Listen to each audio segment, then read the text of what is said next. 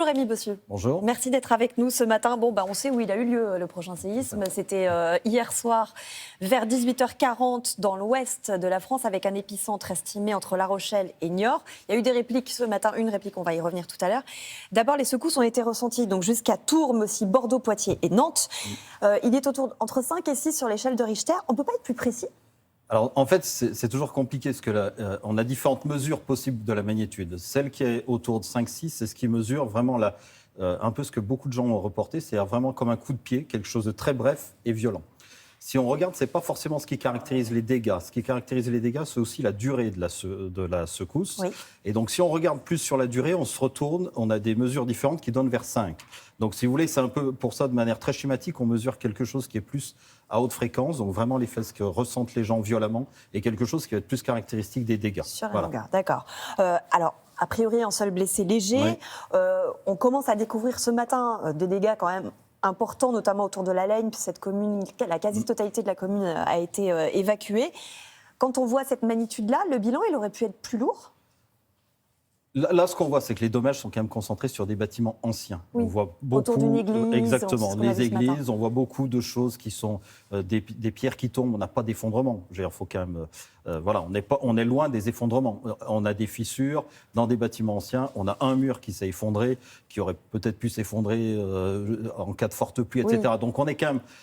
Ce qui est vraiment spécifique dans celui-là, je pense qu'il a été vraiment ressenti de manière très lointaine, puisqu'on a aussi des témoignages, même en région parisienne. Ah, j'allais vous poser la question, parce que même tout à l'heure en coulisses, des maquilleuses nous racontaient qu'elles l'avaient ressenti. Alors, la proportion des gens qui l'ont ressenti en région parisienne est extrêmement faible. C'est-à-dire jusqu'à 200 km, la grande majorité des gens l'ont ressenti.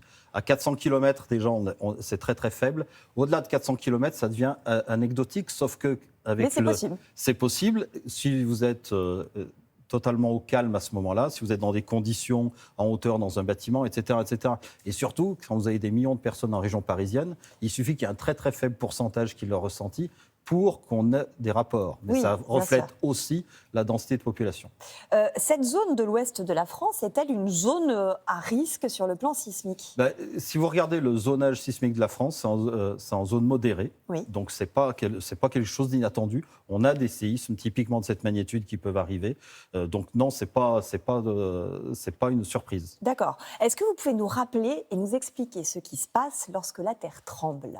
Un séisme, c'est une rupture. C'est-à-dire que vous avez une discontinuité qu'on appelle une faille. Vous avez deux blocs rocheux qui vont bouger l'un par rapport à l'autre sur une longueur de faille qui va être petite. Là, c'est typiquement, on va être certainement de l'ordre du kilomètre ou en dessous. Donc sur 1 kilomètre, vous allez avoir les deux blocs qui bougent de 1 cm, 2 cm. Quand ça bouge, ça frotte sur la faille. Vous générez des ondes sismiques qui, elles, se propagent dans la Terre et c'est ce que vous ressentez. Donc, et ces ondes, c'est comme le son, par exemple, dans l'atmosphère. Si je vous parle à 10 mètres, vous m'entendez moins bien. Plus vous vous éloignez, plus les ondes s'atténuent dans la Terre, donc moins vous allez avoir une secousse importante. Donc, ce que les gens ressentent, ce n'est pas la magnitude. Ce que les gens ressentent, c'est les ondes sismiques qui s'atténuent avec la distance. Donc, l'expérience est totalement différente à courte distance et à grande distance. C'est pour ça qu'on a des témoignages. Il y a des gens qui racontent qu'ils ont eu l'impression d'entendre comme un éléphant qui dévale l'escalier, d'autres qui disent un coup de tonnerre. Exactement. Les expériences sont totalement différentes. Donc, en premier lieu par rapport à la distance à l'épicentre, et après les conditions locales. Où est-ce que vous êtes ? Qu'est-ce que vous faisiez ? Dans une voiture, vous êtes moins sensible et vous allez probablement moins le ressentir que si vous êtes en train de vous faire la sieste. Un conseil d'ailleurs, lorsqu'on vit un tremblement de terre, qu'est-ce qu'il faut faire ? Est-ce qu'il faut se cacher sous une table ? Est-ce qu'il faut essayer de sortir si c'est possible ? D'abord, il faut ça. Alors ça, c'est une très bonne question, parce qu'on l'oublie souvent. On peut limiter, surtout dans un pays à sismicité modéré comme la France, la plupart des risques par des aspects très simples. Donc, savoir comment réagir. Comment réagir avant qu'un bâtiment s'effondre. Le premier risque, c'est des objets qui tombent. Donc, quand il y a une secousse et que vous sentez que ça... La meilleure chose à faire, c'est de se mettre, par exemple, typiquement sous ce bureau. Parce que vous avez des risques de lampes, de faux plafonds, d'objets sur une étagère qui tombent. Donc ça, c'est la première chose à faire. Et on réduit dramatiquement, de manière tout à fait significative, le risque. Une fois que c'est fini, si vous voyez qu'il y a des effets, que vous avez des lézardes, etc., il faut prendre les objets les plus importants, un téléphone, ses médicaments, etc., des vêtements, etc., sortir et se mettre dans un lieu ouvert. Pourquoi ? Parce que la première chose qui tombe, et on l'a vu, c'est des choses qui tombent des balcons, des toits. Donc, si vous sortez dans la rue pendant la secousse, c'est le premier risque que vous avez, c'est-à-dire prendre une tuile en sortant. Et après, vous avez le risque de réplique. Donc, il faut aller se mettre dans une zone ouverte, attendre des conseils des autorités, éviter de téléphoner, parce que le téléphone est très important pour les urgences. Donc, on téléphone que pour signaler des blessés. Par contre, utilisez le texto, parce que le texto utilise très peu de bandes passantes et ne va pas surcharger les réseaux. Donc, il faut avertir ses proches, parce que si vous n'avertissez pas les proches, c'est eux qui vont vous téléphoner. Et donc, on retombe dans la saturation des réseaux. Donc, c'est vraiment ce genre de choses qu'il faut. Et dernière chose, vous êtes dans une zone sismique, protégez, il faut attacher les étagères au mur. Vraiment des choses aussi simples que ça, limiter le risque de chute. Parce qu'il peut y avoir aussi des répliques, et il y en a une à 4h28 ce matin, qui est quand même assez forte, autour de 5 de magnitude sur l'échelle de Richter. Est-ce qu'il peut y avoir d'autres répliques encore pendant combien de temps? Et est-ce qu'elles peuvent être même plus importantes que le tremblement initial? Alors, statistiquement parlant, les plus fortes répliques sont dans les 3 jours. C'est statistique, c'est pas systématique, mais c'est statistique. Et après, leur nombre diminue très rapidement.